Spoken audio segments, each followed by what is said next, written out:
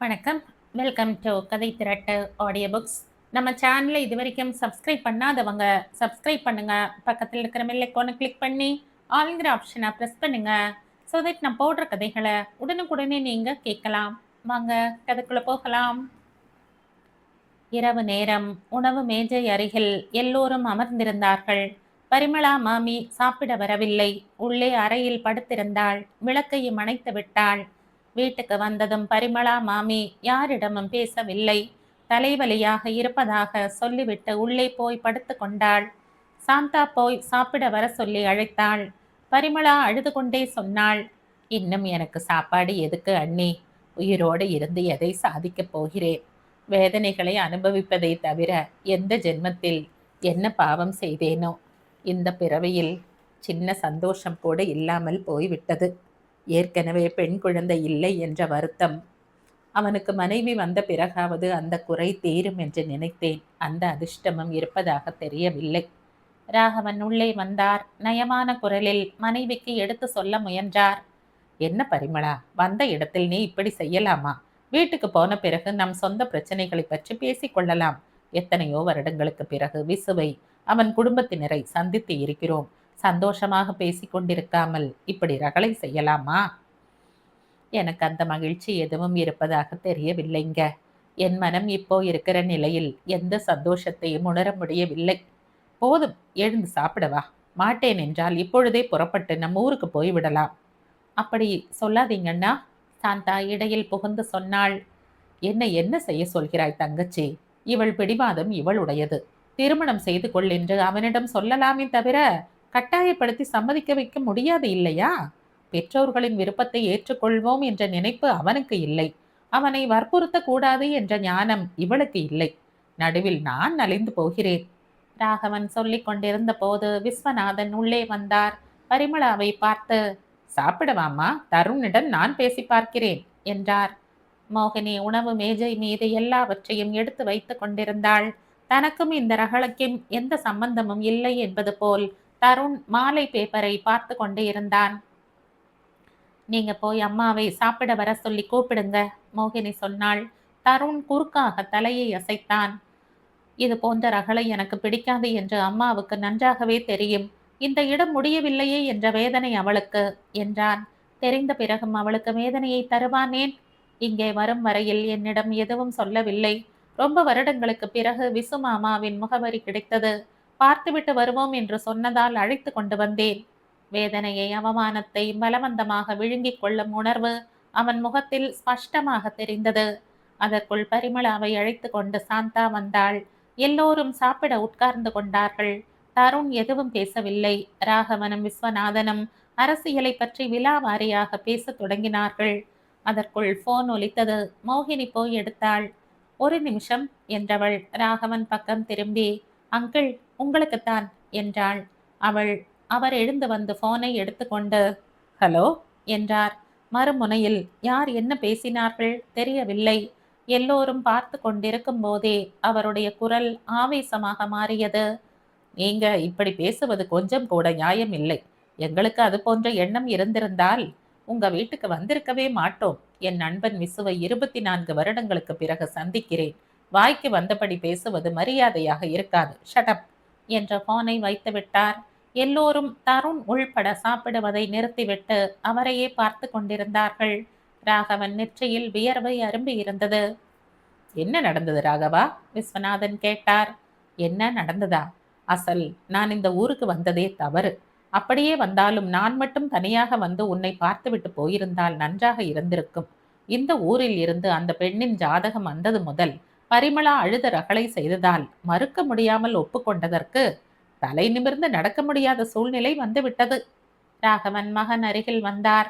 தருண், இப்பொழுது உன் மனம் குளிர்ந்து விட்டதா? அசல் நீ அந்த பெண்ணை சந்திக்க பப்ளிக் கார்டனுக்கு போவானேன்? அப்படியே போனாலும் திருமண விஷயத்தில் பெரியவர்கள் தான் முடிவு செய்ய வேண்டும் என்று ஏதாவது சொல்லி இருக்கலாமே. நான் ஏதாவது சாக்கு போக்கு சொல்லி சமாளித்திருப்பேன் இல்லையா?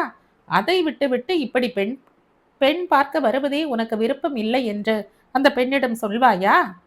தருண் அருகில் வந்த ராகவன் குரலை சற்று தாழ்த்தினார். இப்போ அவர்கள் என்ன சொல்கிறார்கள் தெரியுமா? உங்க மகனுக்கு விருப்பமே இல்லாத போது எங்க வீட்டுக்கு ஏன் வந்தீங்க? சந்தையில் மாட்டை பார்ப்பது போல் எங்க மகளை பெண் பார்க்க வருவானேன்? மரியாதை தெரிந்த மனிதர்களாக இருந்தால் இப்படி செய்வார்களா என்று என்னை வாய்க்கு வந்தபடி பேசுகிறார்கள். எங்களுக்கு இந்த அவமானம் முன்னால் தானே வந்தது. எதற்காக எங்களுக்கு இவ்வளவு வேதனையை தருகிறாய்? எந்த ஜென்மத்தில் என்ன பாவம் செய்தேனோ இப்போ நரகத்தை அனுபவிக்கிறோம். மோகினியை உன் பக்கத்தில் பார்த்த போதே அவர்களுக்கு சந்தேகம் வந்ததாம். வாய் கூசாமல் சொல்கிறான், ஸ்கவுண்ட்ரல். எதிரே இருந்தால் இழுத்து கன்னத்தில் ஒரு அறை விட்டிருப்பேன். எதிர்பாராத இந்த குற்றச்சாட்டுக்கு தருண் முகம் வெளிர குழப்பத்துடன் பார்த்து கொண்டிருந்தான். மோகினியின் பார்வை தட்டில் இருந்த உணவில் பதிந்தது. நல்ல விதமாக முடியும் என்று நினைத்தது. தோல்வியில் முடிந்தால் அந்த ஏமாற்றத்தில் சிலர் விவேகத்தை மறந்து எதிராளியை தூற்றுவது சகஜம்தான். அவர்களுடைய ஏமாற்றத்தை யார் தலையிலாவது கொட்டினால் தவிர அவர்களுடைய ஆத்திரம் அடங்காது. இந்த குற்றச்சாட்டை தாங்க முடியாமல் தருண் முகம் சிவந்து விட்டது. அவன் டைனிங் டேபிள் முன்னால் இருந்து எழுந்து போகாமல் வலுக்கட்டாயமாக தன்னை கட்டுப்படுத்திக் கொள்கிறான் என்று பார்க்கும் போதே புரிந்தது. பதில் சொல்லு தருண், ராகவன் கத்தினார். ஐ எம் சாரி டாடி, தாழ்ந்த குரலில் சொன்னான் தருண். என்னிடம் சாரி சொல்லிவிட்டால் போதுமா? அவர்களுக்கு என்ன பதில் சொல்வது? குரலை மேலும் உயர்த்தினார்.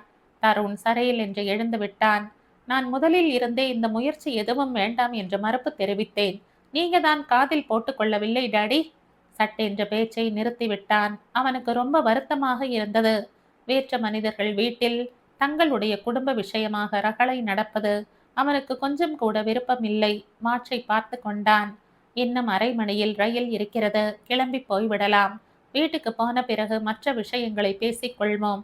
ப்ளீஸ், இதுவரையில் நடந்தது போதும். தயவு செய்து இந்த விஷயத்தை இத்துடன் நிறுத்துங்கள். நீங்க வரப்போறீங்களா இல்லை என்னை மட்டும் போக சொல்றீங்களா?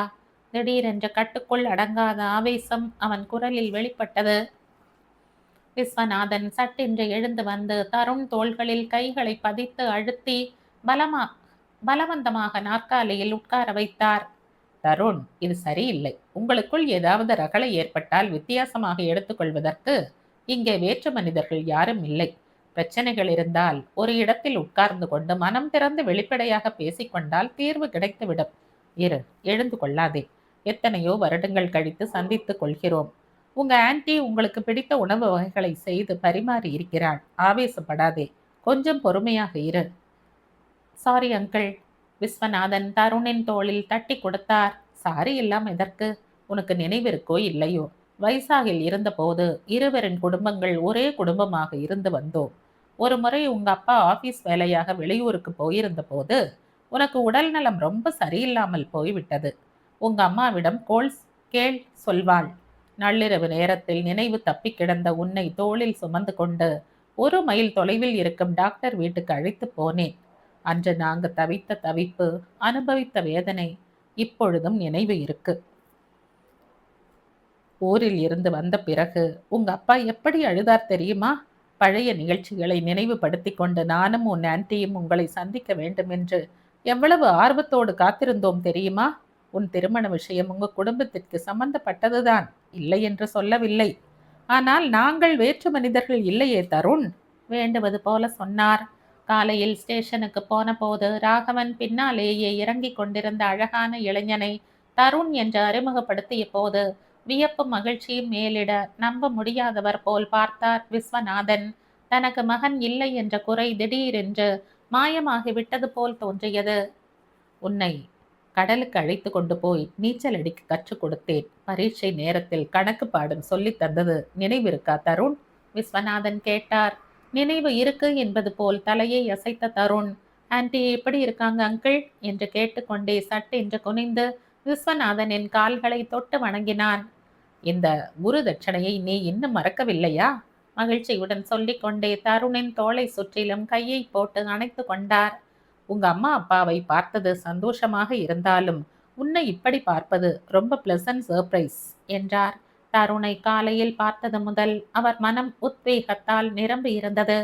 அவர் கண்களின் முன்னே தனக்கு சீமந்த புத்திரனாக பிறந்த குழந்தையின் தோற்றம் நிழல் ஆடியது.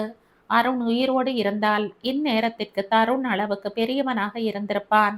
ராகவன் மகனுக்கு தருண் என்றும் தன்னுடைய மகனுக்கு அருண் என்றும் பெயர்களை சூட்டியது தான். 2 குழந்தைகளும் 6 நாட்கள் வித்தியாசத்தில் பிறந்தார்கள்.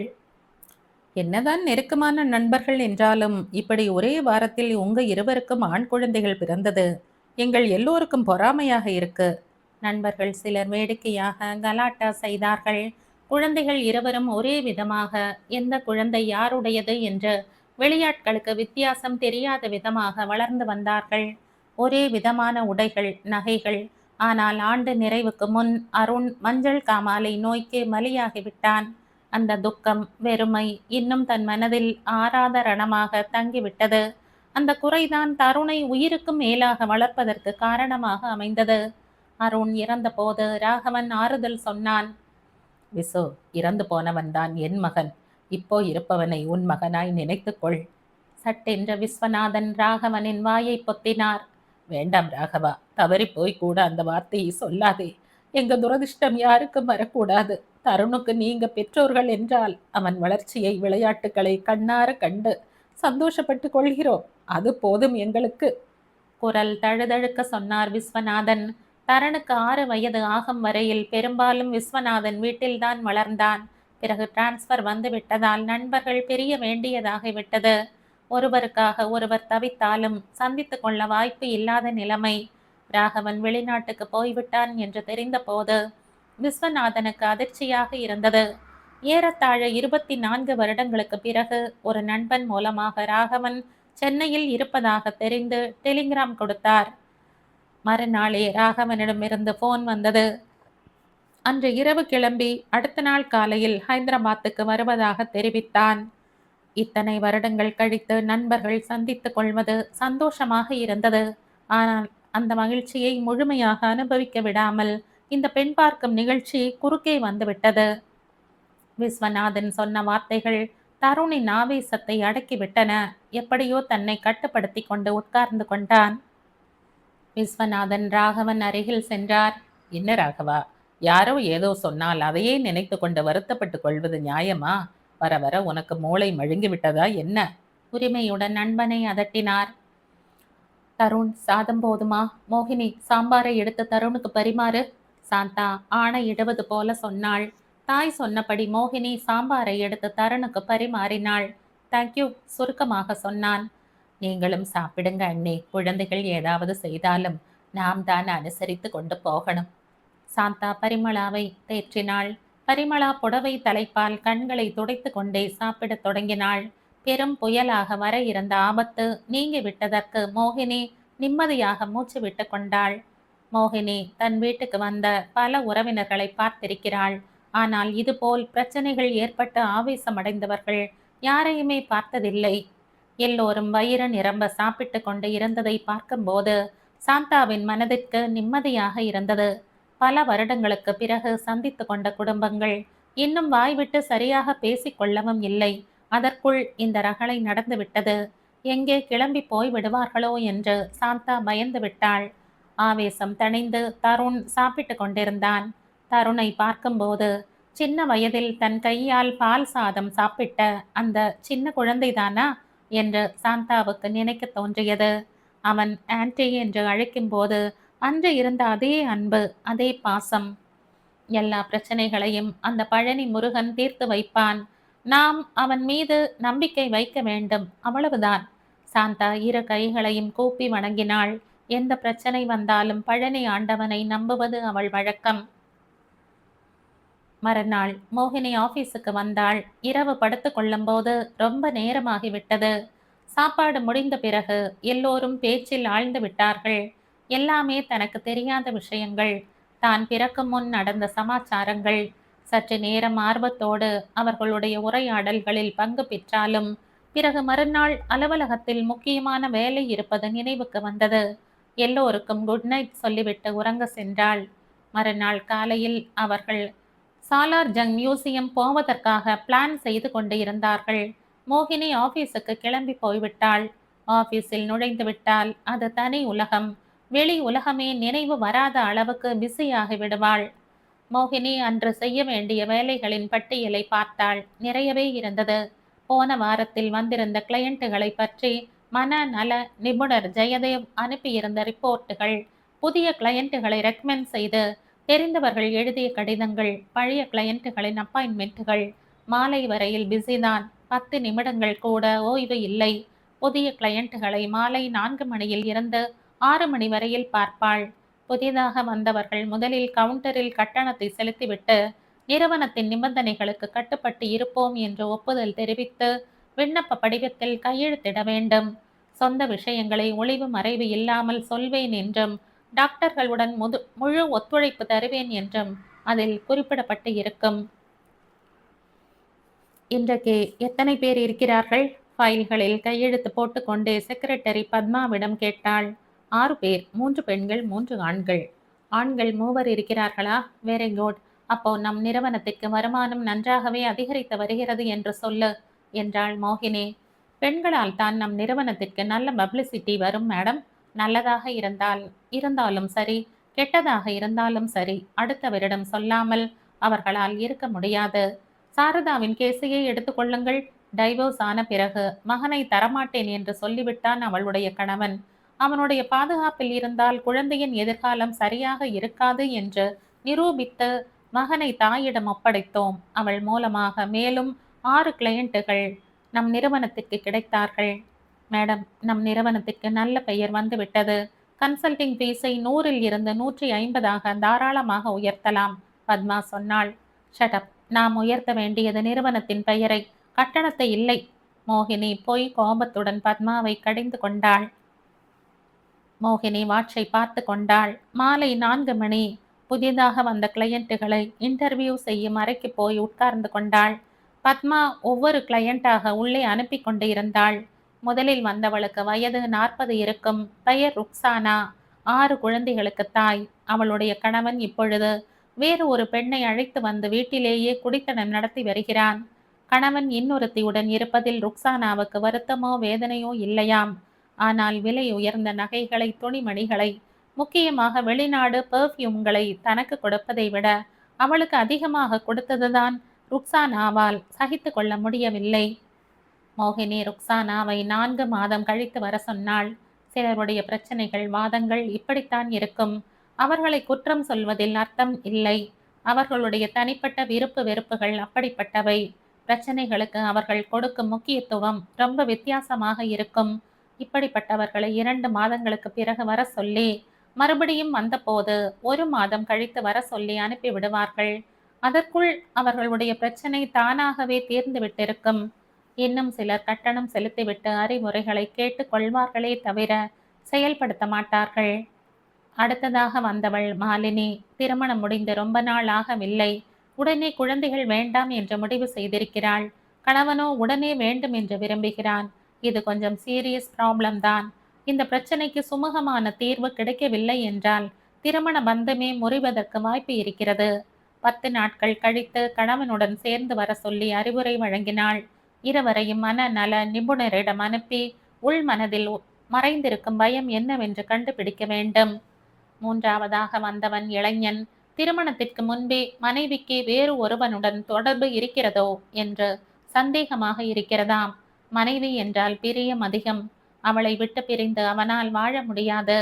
தொடர்ந்து குடித்தனம் செய்யவும் மனம் ஒப்பவில்லை. அவன் மனம் திருசங்க ஸ்வர்க்கத்தில் ஊசலாடிக்கொண்டு இருந்தது. இதுவும் சிக்கலான பிரச்சனைதான். அவன் மனைவியை ஒரு முறை வந்து சந்திக்க சொல்லி அனுப்பினாள். பிறகு நடு வயது கடந்த மாதுவும் சுமார் 60 வயது இருக்கும் ஓய்வு பெற்ற மிலிட்ரி கர்னலும் சேர்ந்து வந்தார்கள். இருவரும் வாழ்க்கை துணையை இழந்தவர்கள். குழந்தைகள் பெரியவர்களான பிறகு தங்களுடைய வழியை பார்த்து கொண்டு போய்விட்டார்கள். கர்னல் அந்த மாதுவை திருமணம் செய்து கொள்ள முடிவு செய்தார். குழந்தைகளுக்கு இந்த திருமணத்தில் விருப்பம் இல்லை. மோகினி அவருடைய குழந்தைகளுடன் தனியாக பேச விரும்புவதாக சொன்னாள். 5ஆவதாக வந்த கிளையண்ட் விண்ணப்ப படிவத்தை எழுதி கொடுத்து கட்டணத்தையும் செலுத்திவிட்டு என்ன காரணத்தினாலோ போய்விட்டான். சில சமயம் இப்படியும் நடக்கும். இங்கே வர வேண்டும் என்று கிளம்பி வந்து விடுவார்கள். பிறகு இங்கே வந்தது யாருக்காவது தெரிந்தால் ஏதாவது நினைத்து கொள்வார்களோ என்று பயப்படுவார்கள். இது போன்ற இரட்டை மனம் படைத்தவர்கள் வாழ்க்கையில் நலிந்து போகாமல் இருக்க முடியாது. கடைசி கிளையண்ட். மோகினி கடிகாரத்தை பார்த்தாள். இன்று சீக்கிரமாகவே முடிந்து விட்டது. ராகவன் அங்கிள் குடும்பத்தினர் இருப்பதால் சீக்கிரமாகவே வீட்டுக்கு வர சொல்லி காலையிலேயே சாந்தா மோகினியை எச்சரித்து இருந்தாள். அதுவரையில் பார்த்த கிளையண்ட்டுகளின் பேப்பர்களில் தன்னுடைய ரிமார்க்குகளை மளமளவென்று எழுதி கொண்டிருந்தாள். ஏய் கமின், கதவு அருகில் சத்தம் கேட்டது. எஸ், தலையை உயர்த்தாமலேயே சொன்னாள். அந்த நபர் உள்ளே வந்து எதிரே இருந்த நாற்காலியில் அமர்ந்து கொண்டான்.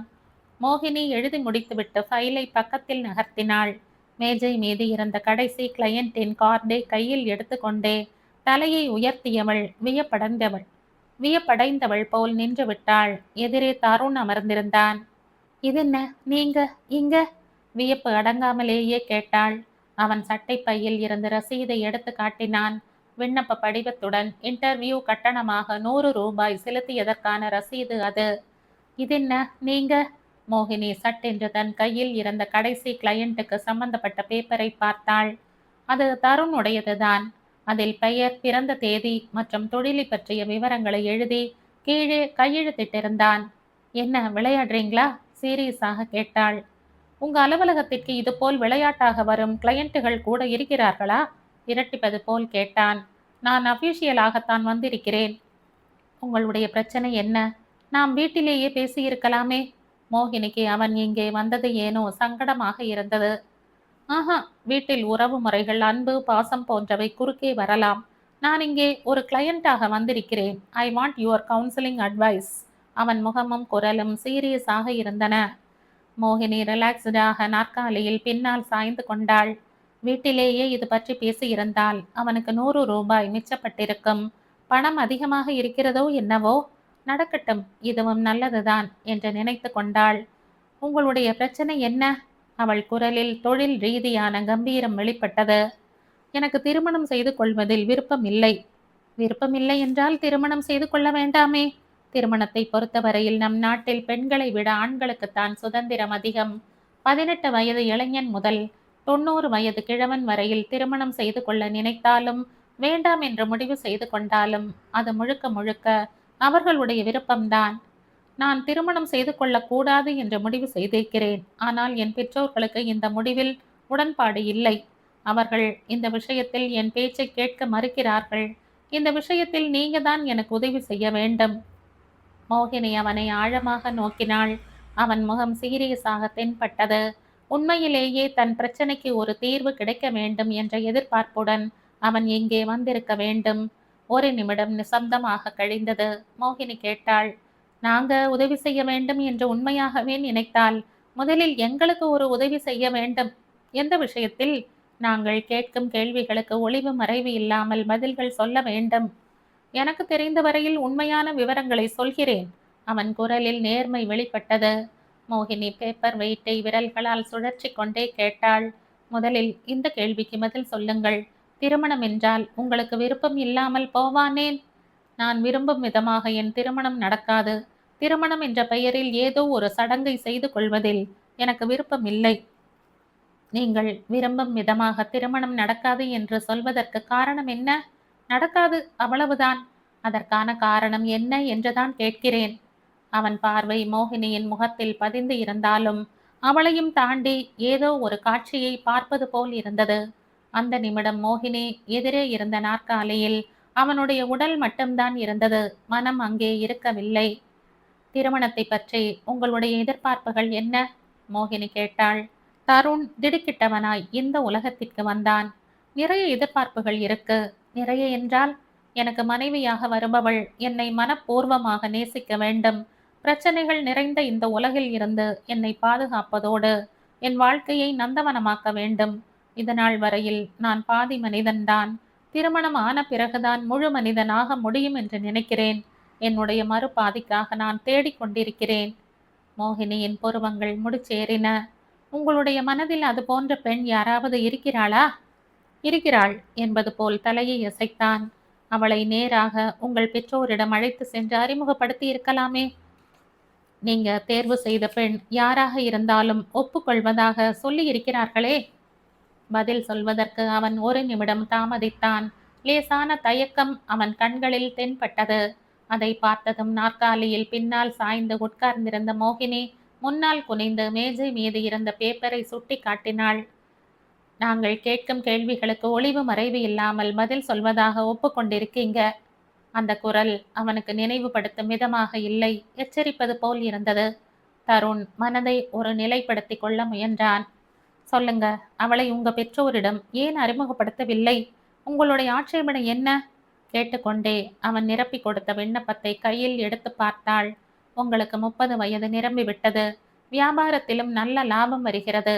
வருடத்திற்கு 12 லட்சத்திற்கு மேல் வருமானம் என்றால் சாதாரண விஷயம் இல்லை. பெற்றோருக்கு நீங்க ஒரே மகன். உங்கள் விருப்பத்தை அவர்கள் மறுப்பார்கள் என்று நான் நினைக்கவில்லை. பதில் சொல்லுங்க. கிளையண்டின் மனதில் இருக்கும் விஷயத்தை வெளியில் வரவழைக்க வேண்டும் என்றால் இப்படித்தான் கேள்வி மேல் கேள்வி கேட்டு திணறடிக்க வேண்டும். சொல்லுங்க, காரணம் என்ன? அந்த பெண்ணுக்கு உங்க பெற்றோரை சந்திப்பதில் விருப்பம் இல்லையா? அப்படி எதுவும் இல்லை. பின்ன நீங்க இந்த ஊரில் ஜோதியை பெண் பார்க்க போகும் விஷயம் அந்த பெண்ணுக்கு தெரியுமா? மோகினி கேட்டாள். தெரியாது என்பது போல் தலையை ஆட்டினான். நீங்க அவளிடம் சொல்லவில்லையா? இல்லை என்பது போல் பார்த்தான். வரும் முன் அவளை சந்திக்கவில்லையா? அவன் ஏதோ சொல்ல முயன்றான். அவளை கடைசியாக எப்போ சந்திச்சீங்க? வெளியூர் பயணம் போவது தெரியக்கூடாது என்ற முன்பே விலகி இருக்கக்கூடும். சிலர் அப்படியும் செய்வார்கள். 20 வருடங்களுக்கு முன். வாட்?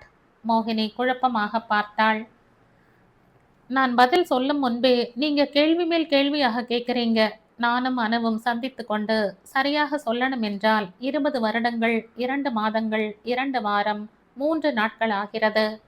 மோகினி அகல விரிந்த கண்களுடன் அவனையே பார்த்து கொண்டிருந்தாள். அவனுடைய உள் மனதில் புதைந்திருக்கும் விஷயங்களை வெளியில் கொண்டு வர வேண்டும் என்பதற்காக தொழில் ரீதியாக கேள்வி கணைகளை தொடுத்து கொண்டிருந்த போது இந்த பதிலை சொல்லி அவன் தன் காலுக்கடியில் இருந்த நிலத்தை பறித்து விட்டது போல் தோன்றியது. 20 வருடங்களா என்றாள். ஆமாம், வருடம், மாதம், வாரம் உள்பட எத்தனை நாளாகிறதோ அதைத்தான் சொன்னேன். அனு என்றால்? அனுராதா. நாங்கள் எல்லோரும் அனு என்றுதான் அழைப்போம். உங்களுக்குள் எப்படி அறிமுகம் ஏற்பட்டது? எங்க அப்பாவை தெரியும் இல்லையா? அவர் ரயில்வேயில் வேலை செய்து வந்தார். நாங்கள் கவுஹாதியில் இருக்கும்போது அனுவுடன் அறிமுகம் ஏற்பட்டது. அடுத்தடுத்த வீடுகளில் வசித்து வந்தோம். அவளுடைய அப்பா வங்கியில் வேலை பார்த்து வந்தார்.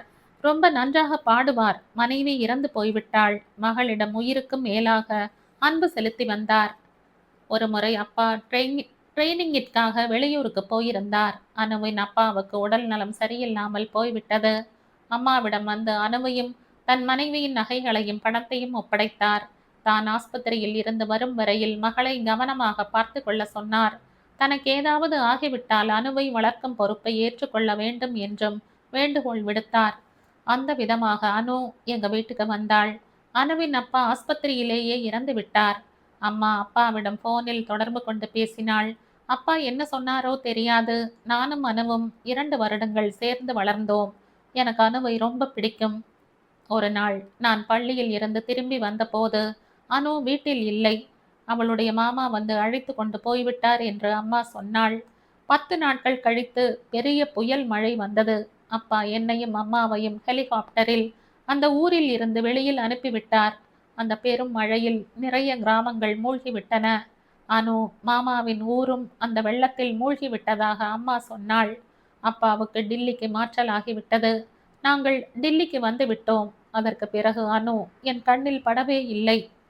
ஒரு நாள் அம்மா அப்பாவுடன் தாஜ்மஹாலை பார்க்க ஆக்ராவுக்கு போயிருந்தேன். அங்கே கவுஹாதியில் எங்கள் எதிர் வீட்டில் குடியிருந்த ராமசாமி தாத்தாவை பார்த்தேன். அவரிடம் போய் அனுராதாவை பற்றி கேட்டேன். அனுவை அவளுடைய மாமா வந்து அழைத்து போகவில்லை என்றும் அப்பா அவளை ஹாஸ்டலில் சேர்த்து விட்டதாகவும் சொன்னார். பெண் குழந்தையை வளர்த்து ஆளாக்கும் பொறுப்பு எங்களுக்கு ஏன் என்று ராமசாமி தாத்தாவிடம் அப்பா சொன்னாராம். தான் இப்படி சொன்னதாக என் பெற்றோரிடம் சொல்ல வேண்டாம் என்று ராமசாமி தாத்தா சொன்னார். அப்பா அம்மா எங்களை நோக்கி வருவதை கவனித்துவிட்டு அவர் பேச்சை மாற்றிவிட்டார். எனக்கு அப்பா அம்மா மீது ரொம்ப கோபம் வந்தது. அவர்கள் என்னை ஏமாற்றி விட்டார்கள். வீட்டுக்கு வந்த பிறகு அனுவை பற்றி கேட்டபோது அனுவின் மாமா வந்து அவளை அழைத்து போனார் என்றும் ராமசாமி தாத்தா பொய் சொல்கிறார் என்றும் சொன்னார். அனுவை நான் மறக்கவில்லை. என்னால் மறக்கவும் முடியாது. எனக்கு நினைவு தெரிந்த நாள் முதல் அனுவை தேடிக்கொண்டுதான் இருக்கிறேன். ஆனால் என் முயற்சிகள் வெற்றியடையவில்லை. நான் தோல்வியை ஏற்றுக்கொள்ளப் போவதில்லை. என்னைக்காவது அனுவை சந்தித்தே தீருவேன். அவன் குரல் திடமாக ஒலித்தது. மோகினி திகைப்புடன் கண் இமைக்கவும் மறந்தவளாய் அவனையே பார்த்து கொண்டிருந்தாள். ஜோதியை மறுப்பதற்கு பின்னால் இவ்வளவு கதை இருக்கிறதா? மோகினிக்கு வியப்பாக இருந்தது. என்னுடைய பெற்றோருக்கு நான் திருமணத்தை மறுப்பது ஏன் என்று தெரியும். என்னுடையது பைத்தியக்காரத்தனம் என்று சொன்னார்கள். அணு விஷயத்தில் யார் என்ன சொன்னாலும் நான் பொருட்படுத்த போவதில்லை. அணுவை பார்க்கும் வரையில் என் வாழ்க்கையில் திருமணம் என்ற பேச்சுக்கே இடம் இல்லை. அணுவை திருமணம் செய்து கொள்ள வேண்டும் என்ற எண்ணம் உங்களுக்கு இருக்கிறதா? தருண் மேஜையின் விளிம்பை விரலால் நீவிக் கொண்டிருந்தான். பதில் சொல்லவில்லை. அணுவின் பிரஸ்தாவனை வந்ததும் தருண் முகத்தில் தென்பட்ட உத்வேகத்தை பார்த்ததும் மோகினிக்கு ஒரு விஷயம் புரிந்தது. தருண் அணுவை உயிருக்கும் மேலாக நேசிக்கிறான். அணுவை நீங்க சந்திக்கும் போது அவளுக்கு திருமணமாகி இருந்தால் வாழ்நாள் முழுவதும் பிரம்மச்சாரியாகவே இருந்து விடுவேன். பதில் உடனே வந்தது. அவன் முடிவில் மாற்றம் இருக்க வாய்ப்பு இல்லை என்று மோகினிக்கு தோன்றியது. அனு கிடைப்பாள் என்ற கேரண்டி என்ன? மோகினி கேட்டாள். கட்டாயம் கிடைப்பாள். நான் இறப்பதற்குள் அவளை நிச்சயமாக சந்திப்பேன். எனக்கு நம்பிக்கை இருக்கிறது. ஆனால் நீங்க இருவரும் சேர்ந்து இருந்தது ஓராண்டு காலம்தானே? இல்லை, 2.5 வருடங்கள். உடனே திருத்தினான். ஓகே, இந்த 2.5 வருடங்களில் அவளிடம் உங்களுக்கு இந்த அளவுக்கு விருப்பம் எப்படி ஏற்பட்டது? அனுவை பார்த்தால் நீங்களும் விரும்புவீங்க என்றான். 20 வருடங்களுக்கு மேல் ஆகிவிட்டது. அவளும் மாறியிருக்கலாம். நீங்கள் தேடுவது கானல் நீராக இருக்கலாம் இல்லையா? I don't care. வாழ்க்கையை வியர்த்தமாக்கிக் கொண்டிருக்கிறோம் என்ற எண்ணம் உங்கள் மனதில் என்றாவது ஏற்பட்டதுண்டா? இது அணுவுடைய வாழ்க்கை. இதில் வியர்த்தமாவது என்ற பேச்சுக்கே இடம் இல்லை. திருமணத்தை பற்றி பேசும்போது உலகின் பிரச்சனைகளில் இருந்து உங்களை பாதுகாக்கும் கவசம் போல் இருக்க வேண்டும் என்று சொன்னீங்க. அது போன்ற பாதுகாப்பு அணுவிடமிருந்து கிடைக்கும் என்று நீங்க நம்புறீங்களா? அணுவை மறுபடியும் சந்தித்து விட்டால் போதும். எல்லாமே எனக்கு கிடைத்து விட்டாற் போல்தான். யாரிடமாவது இதையெல்லாம் சொன்னால் என்னை ஒரு பைத்தியக்காரன் போல் பார்ப்பார்கள். அணுவை நான் சந்திக்க வேண்டும். அதுதான் என் லட்சியம். இதையெல்லாம் சொன்னால் அம்மாவுக்கு புரியாது. மோகினி சற்று நேரம் யோசித்தாள். பிறகு அவனை ஆழமாக பார்த்து கொண்டே கேட்டாள். நீங்க சொன்னதில் எனக்கு ஒரு விஷயம் புரியவில்லை. நான் கேட்கப் போகும் இந்த கேள்விக்கு நன்றாக யோசித்து பதில் சொல்லுங்க. அணுவை மறுபடியும் சந்திக்க வேண்டும் என்று நீங்க விரும்புவதில் எந்த தவறும் இல்லை. ஆனால் அவளையே திருமணம் செய்து கொள்ள வேண்டும் என்று நினைப்பானேன்? அவளை சந்திக்க முடியாமல் போனால் திருமணமே வேண்டாம் என்று சொல்வது உங்க வாழ்க்கையை பணயம் வைப்பது போல் இருக்கிறது. உங்களுக்கு நீங்களே இப்படி ஒரு கமிட்மெண்ட்டை வைத்துக் கொள்ள காரணம்? அந்த பெண் உங்களை விரும்புவாள் என்ற கேரண்டி என்ன? 20 வருடங்கள் என்பது ரொம்ப நீண்ட காலம் இல்லையா? எனக்கு தெரியும், ஏற்றுக்கொள்வது போல் சொன்னான். தெரிந்த பிறகும் இந்த கமிட்மெண்ட்டை உங்களுக்கு நீங்களே ஏற்றுக்கொண்டது ஏன்? அவன் முகத்தை கூர்ந்து நோக்கினாள். தருண் ஒருமுறை மோகினியை நிமிர்ந்து பார்த்தான். ஏதோ சொல்ல வந்தவன் நின்று விட்டான். அதை கவனித்த மோகினி சொன்னாள். இத பாருங்க, நாங்க இயந்திரத்தை பழுது பார்க்கும் மெக்கானிக் போன்றவர்கள். உங்கள் உள் மனதில் நுழைவதற்கு எங்களுக்கு அனுமதி கொடுத்தால் எங்கே எது சரியில்லையோ கண்டுபிடித்து பழுதை நீக்குவதுதான் எங்களுடைய தொழில். உள் மனதை கண்ணாடியை போல் தெளிவாக வைத்து கொள்ளாதவர்கள் எதிர்காலத்தில் பல வேதனைகளை அனுபவிக்க வாய்ப்பு இருக்கிறது. மன அமைதி இல்லாமல் போனால் வாழ்க்கையே நரகமாகிவிடும். சொல்லுங்க, அணுவை சந்திக்க வேண்டும் என்று நினைப்பது தவறு இல்லை. அவளையே திருமணம் செய்து கொள்ள வேண்டும் என்று நினைப்பானேன்? அவளுக்கு திருமணமாக இருந்தால் பிரம்மச்சாரியாகவே இருந்து விடுவதாக சபதம் செய்ய வேண்டிய அவசியம் என்ன? அவளுக்கு நியாயம் செய்ய வேண்டும் என்றால் அது ஒன்றுதான் வழி. நியாயமா? எந்த விஷயத்தில்? அணுவின் தந்தை இறந்து போகும்போது கொடுத்த அணுவின் தாயின் நகைகள், பணம் எங்க அம்மாவிடமே தங்கிவிட்டன. அவற்றை திருப்பி கொடுக்கவில்லை. அணுவுக்கு எங்களால் ஏற்பட்ட அநியாயம் இது. மோகினியால் எதுவும் பேச முடியவில்லை. அறையில் ஒரு நிமிடம் நிசப்தம் சூழ்ந்து கொண்டது. அணுவை திருமணம் செய்து கொள்வதை வாழ்நாள் லட்சியமாக தருண் முடிவு செய்த காரணமும் மோகினிக்கு புரிந்தது. மோகினியின் கேள்விக்கு விடை கிடைத்துவிட்டது. எந்த ஒரு பிரச்சனைக்கும் முடிவுக்கும் பின்னால் ஒரு காரணம் நிச்சயமாக இருக்கும். காரணம் புரிந்ததும் அதுவரையில் தருண் மீது இருந்த எரிச்சலும் கோபமும் மாயமாகி அந்த இடத்தில் மதிப்பு ஏற்பட்டது. மோகினி நயம் கலந்த குரலில் கேட்டாள். இந்த விஷயத்தை பற்றி உங்க பெற்றோரிடம் எப்பொழுதாவது பேசினீர்களா? இல்லை என்பது போல் தலையை அசைத்தான். பிறகு தாழ்ந்த குரலில் சொன்னான்.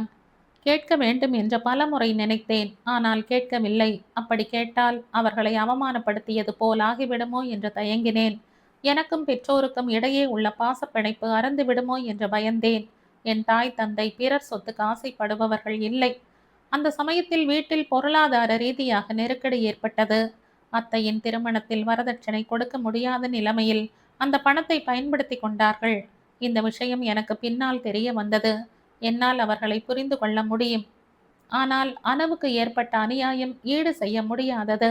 அதை என் மனதில் இருந்து நீக்கிவிட வேண்டும் என்று எத்தனை முயன்றாலும் முடியவில்லை. அம்மா அப்பா என் திருமணத்தை மறந்து போனால் எனக்கு சந்தோஷம். நீங்க அவர்களுக்கு எப்படி எடுத்து சொல்வீர்களோ உங்கள் விருப்பம். இங்கே அழைத்து வர சொன்னாலும் அழைத்து வருகிறேன். தேவையில்லை, என்னால் இந்த பிரச்சனையை சமாளிக்க முடியும் என்று நினைக்கிறேன். மோகினியின் குரலில் தன்னம்பிக்கை வெளிப்பட்டது. அது மட்டும் நடந்தால் நான் உங்களுக்கு நன்றி கடன் பட்டிருப்பேன். தருண் சொன்னான். இங்கே கடன் என்ற பேச்சுக்கே இடம் இல்லை. கேஸுக்கு ஏற்றாற்போல் ஃபீஸை வசூல் செய்து விடுவோம். பொன்முறுவலுடன் சொன்ன மோகினி பேப்பர்களை ஃபைலில் வைத்துவிட்டு மூடினாள். இனி நீங்க போகலாம். ஓகே, தேங்க்யூ என்றான் எழுந்து கொண்டே. நான் இங்கே வந்த விஷயம் என் பெற்றோரிடம் சொல்ல வேண்டுமா? தேவையில்லை, அவசியம் என்று தோன்றினால் நானே சொல்கிறேன் என்றாள். தருண் போய்விட்டான். தருணின் விண்ணப்பத்தில் மனநல நிபுணரின் பார்வைக்காக சில குறிப்புகளை எழுதினான். தருண் அனுவை தவிர வேறு எந்த பெண்ணையும் திருமணம் செய்து கொள்ளக்கூடாது என்ற முடிவு செய்திருக்கிறான். இந்த முடிவுக்கு மூல காரணமாய் அவன் பெற்றோரால் அனுவுக்கு அநியாயம் நடந்துவிட்டது என்ற எண்ணம் அவன் மனதில் பதிந்து விட்டதுதான். அவளையே மனம் புரிந்து கொண்டு இந்த அநியாயத்திற்கு பரிகாரம் செய்ய வேண்டும் என்று தவிக்கிறான். தருணுக்கும் அவன் பெற்றோருக்கும் நடுவில் திருமண விஷயத்தில் கருத்து வேற்றுமைகள் இருக்கின்றன. இந்த பிரச்சனைக்கு சுமூகமான தீர்வு காண தருண் நம் உதவியை நாடுகிறான். மோகினி வாட்சை பார்த்து கொண்டாள். ரொம்ப நேரமாகிவிட்டது. தருண் இவ்விதமாக வந்து தன்னிடம் பேசியது வியப்பை அளித்தது. தருணுக்கு இந்த நிறுவனத்தின் மீது ஏற்பட்டு இருக்கும் மதிப்பை உணர்ந்த போது மகிழ்ச்சியாக உணர்ந்தாள். இந்த பிரச்சனையில் இருந்து விடுபட தருணுக்கு உதவி செய்ய வேண்டும் என்று முடிவு செய்தாள். இதை தன்னுடைய தனிப்பட்ட கேஸாக எடுத்துக்கொண்டாள். மாலையில் மோகினி அலுவலகத்தில் இருந்து வீட்டுக்கு வரும்போது எல்லோரும் வராண்டாவில் அமர்ந்து பேசிக் கொண்டிருந்தார்கள். சிரிப்பும் கும்மாளமுமாக அந்த இடமே சந்தடியாக இருந்தது. மோகினி வந்ததும், வாமா, உனக்காகத்தான் காத்து கொண்டிருக்கிறோம் என்றார் ராகவன். எங்கள் எல்லோரையும் நீதான் வெளியில் அழைத்து கொண்டு போகணும், பரிமளா மாமி உரிமையுடன் சொன்னாள். இரவு சாப்பாடு எல்லோருமாக சேர்ந்து வெளியில் சாப்பிட வேண்டும் என்று முடிவு செய்திருக்கிறோம், சாந்தா சொன்னாள். தருண் வராண்டாவின் குட்டி சுவர் மீது அமர்ந்து புத்தகம் படித்து கொண்டிருந்தான். அவனை பார்க்கும்போது இத்தனை நேரம் தன்னிடம் பேசிய தருணும் இவனும் ஒன்றுதானா என்ற மோகினிக்கு தோன்றியது. மோகினி உள்ளே போய் குளித்துவிட்டு உடைகளை மாற்றிக்கொண்டு வந்தாள். எல்லோரும் வெளியே கிளம்புவதற்கு தயாராக இருந்தார்கள். மோகினி காரில் ஏறிக்கொண்டே, ரொம்ப களைப்பாக இருக்கிறது, என்னால் டிரைவ் செய்ய முடியாது என்றாள். மறுபக்கம் போக போன தருண் நின்று டிரைவிங் சீட் பக்கம் வந்தான். கார் பப்ளிக் கார்டன் முன்னால் போய் நின்றது. எல்லோரும் இறங்கி உட்கார்ந்து கொண்டார்கள். வேர்க்கடலை சாப்பிட்டு கொண்டே வைசாக் பீச்சில் கழித்த நாட்களை நினைவுபடுத்திக் கொள்வோமா? ராகவன் சொன்னார். உங்க நண்பருக்கு கொடுக்காதீங்க, உடம்புக்கு ஆகாது, சாந்தா தடுக்க போனாள். இந்த ஒரு நாள் எந்த கட்டுப்பாடும் கிடையாது. விஸ்வநாதன் எழுந்து போய் வேர்க்கடலை வாங்கி வந்தார். எல்லோரும் வேர்க்கடலையை சாப்பிட்டு கொண்டிருந்தார்கள். சாந்தா தருணிடம் கொடுக்க போன போது வேண்டாம் என்று மறுத்துவிட்டான். ஏனோ எனக்கு சென்னைக்கு திரும்பணும் என்றாலே பிடிக்கவில்லை, பரிமளா சொன்னாள். இங்கேயே இருந்து விடுங்கள் என்றாள் சாந்தா. அப்படி நடந்தாலும் ஆச்சரியப்பட வேண்டியதில்லை. தருண் இந்த ஊரில் கிளை அலுவலகத்தை தொடங்க போகிறான், ராகவன் சொன்னார். தருண், சீக்கிரமாக அந்த கிளையை தொடங்குப்பா, அடிக்கடி நண்பர்கள் சந்தித்து கொள்ள வசதியாக இருக்கும், விஸ்வநாதன் ஆர்வம் பொங்கும் குரலில் சொன்னார். தருண் தொலைவாக போய் உட்கார்ந்து கொண்டு டிரான்சிஸ்டரில் பாட்டை கேட்டு கொண்டிருந்தான். வந்தது முதல் பார்க்கிறேன், தருண் யாருடனும் கலகலவென்று பேசவே இல்லையே, சாந்தா சொன்னாள். நன்றாக இருக்கு நீ சொல்வது. வயதானவர்கள் பேசும் பேச்சில் அவனுக்கு என்ன சுவாரஸ்யம் இருக்க போகிறது? விஸ்வநாதன் தருணுக்கு வக்காலத்து வாங்கினார். தருணுக்கு கல்யாணம் முடிந்து வீட்டில் விளக்கேற்ற ஒரு பெண் வந்து விட்டால் போதும். அந்த நாள் வருமோ வராதோ? பரிமளா வருத்தப்பட்டு கொண்டாள். கட்டாயம் மறுமண்ணி, கவலைப்படாதீங்க, சாந்தா தேற்றுவது போல சொன்னாள். எப்போதும் அதே புலம்பல்தானா? ராகவன் மனைவியை கடிந்து கொண்டார். மோகினி மௌனமாக கேட்டுக்கொண்டிருந்தாள். நேற்றைய தினத்திற்கும் இன்றைய தினத்திற்கும் எத்தனை வித்தியாசம்! தருண் திருமண விஷயத்தில் சுமூகமாக இல்லாததன் மூல காரணம் இப்போ புரிந்துவிட்டது. மோகினி, போய் சற்று நேரம் தருணிடம் பேசிக்கொண்டிரு. எங்க பேச்சு உனக்கு போர் அடிக்கும். பரிமளா மாமி சொன்னதும் மோகினி தருணை நோக்கி சென்றாள். என்ன யோசிக்கிறீங்க? உரிமை கலந்த குரலில் கேட்டாள். ஒன்றுமில்லை. நான் உங்க அம்மா அப்பாவிடம் பேசி பார்க்கிறேன். தேங்க்யூ. நேற்று ஜோதியிடம் என்ன சொன்னீங்க? மன்னிப்பு கேட்டுக்கொண்டேன். இந்த ஊருக்கு வரும் வரையில் எனக்கு இந்த பெண் பார்க்கும் நிகழ்ச்சியை பற்றி தெரியாது என்றும், உறவினர் வீட்டில் ரகளை செய்ய விரும்பாமல் பெற்றோரின் பேச்சுக்கு கட்டுப்பட்டதாகவும் சொன்னேன். எனக்கு இப்போ திருமணம் செய்து கொள்வதில் விருப்பம் இல்லை என்பதையும் தெளிவுபடுத்திவிட்டேன். ஜோதி என்ன சொன்னாள்? பைத்தியக்காரனை பார்ப்பது போல என்னை பார்த்தாள். உங்களுக்கு விருப்பம் இருந்து வந்தீங்களா, இல்லாமல் வந்தீங்களா என்பது எனக்கு அனாவசியம். என்னை பார்த்தீங்க இல்லையா? உங்க அபிப்பிராயத்தை சொல்லுங்க என்று கேட்டாள். எனக்கு திருமணம் செய்து கொள்ளும் எண்ணமே இல்லை என்று சொன்னேன். அதை கேட்டதும் அவள் வேகமாக அந்த இடத்தை விட்டு போய்விட்டாள். அப்படி ஏன் சொன்னீங்க? பேச்சை மாற்றி வேறு ஏதாவது பதிலை சொல்லி இருக்கலாமே. இந்த விஷயத்தில் நான் மௌனமாக இருந்தால் அம்மா இன்னைக்கு நிச்சயதார்த்தத்திற்கு ஏற்பாடு செய்திருப்பாள். முறுவலுடன் சொன்னான். மோகினியும் முறுவலைத்தாள். நேற்றைய தினத்தை விட தருண் இன்று இயல்பாக ரிலாக்ஸ்டாக இருப்பது போல் தோன்றியது. உங்களுக்கு நண்பர்கள் நிறைய பேர் இருக்கிறார்களா? மோகினி கேட்டாள். நிறைய பேர் இல்லை என்றாலும் ஒரு ஆபத்து வந்தால் உதவி செய்வதற்கு 4-5 பேர் இருக்கிறார்கள். உங்க குடும்பத்தை பற்றி அப்பா அம்மா என்னிடம் நிறைய சொல்லி இருக்கிறார்கள். எந்த அளவுக்கு சொல்லி இருக்கிறார்கள் என்றால், உங்களை பார்த்தால் புதியவர்கள் போல் தோன்றவில்லை என்றாள் மோகினி. அங்கிள் வீட்டுக்கு பக்கத்து வீட்டில் குடியிருந்தோம். அப்போ நீங்க பிறக்கவே இல்லை, தருண் சொன்னான். ஆமாம் என்பது போல் மோகினி தலையை அசைத்தாள். பார்த்தீங்களா, தாமதமாக பிறந்தால் வைசாக் மண்ணில் வாழும் அதிர்ஷ்டத்தை இழந்து விட்டேன். பரவாயில்லை, அப்புறமாவது பிறந்து இங்க இல்லையா? வைசாக் பற்றி அப்பா அம்மா சொல்லும் கதைகளை கேட்கும் வாய்ப்பாவது கிடைச்சிருக்கு, தருண் சொன்னான். மோகினி கலகலவென்று நகைத்தாள். அவனும் சிரித்தான். தொலைவில் இருந்து இந்த இருவரையும் பார்த்து கொண்டிருந்த ராகவன் சொன்னார். இந்த இருவரையும் பார்த்தாயா பரிமளா? தருணுக்கு இதுவரையில் ஏன் திருமணம் ஆகவில்லை என்று புரிந்ததா?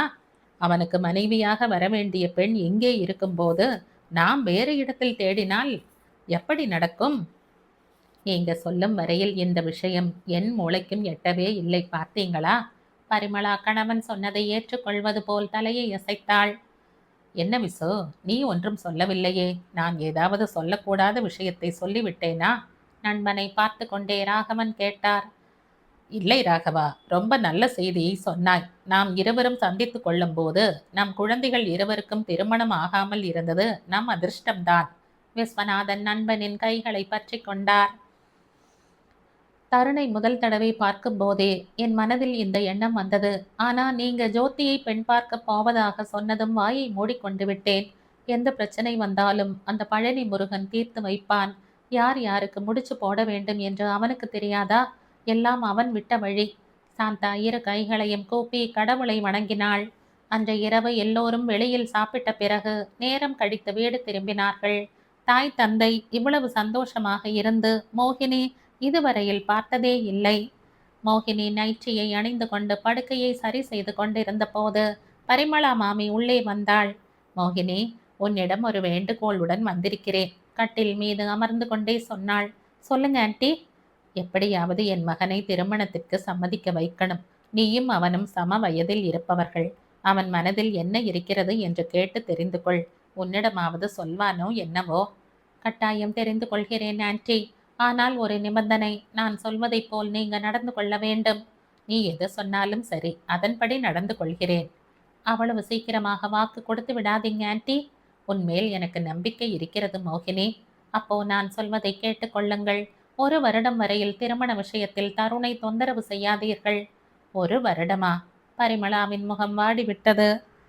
உங்கள் மகனை உங்கள் பக்கம் திருப்ப வேண்டும் என்றால் அது ஒன்றுதான் வழி. சரி, ஆகட்டும். நீ சொல்லிவிட்டாய் இல்லையா?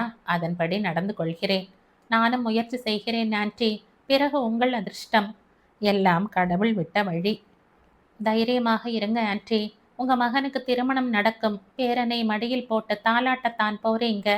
உன் வாக்கு பலிக்கும் விதமாக அந்த கடவுள் அருள் புரியட்டும். அம்மா அடிக்கடி சொல்வாள், அந்த பழனி ஆண்டவன் எல்லோருக்கும் நல்ல வழியை காட்டுவான் என்று. உங்க விருப்பம் கட்டாயம் நிறைவேறும் ஆண்டி, மோகினி சொன்னாள். மோகினி இப்படி சொன்னாள் என்று அங்கிளிடமும் சொல்கிறேன் என்று சொல்லிவிட்டு போனாள். 10 நிமிடங்களில் பரிமளா மாமி திரும்பி வந்தாள். உங்க அங்கிளும் நீ எப்படி சொல்கிறாயோ அதன்படி கேட்போம் என்று சொல்கிறார். 1 வருடம் என்ன? நீ சொல்லும் வரையில் அவனிடம் திருமண பேச்சை எடுக்க மாட்டோம். சரிதானா? அம்மாடியோ!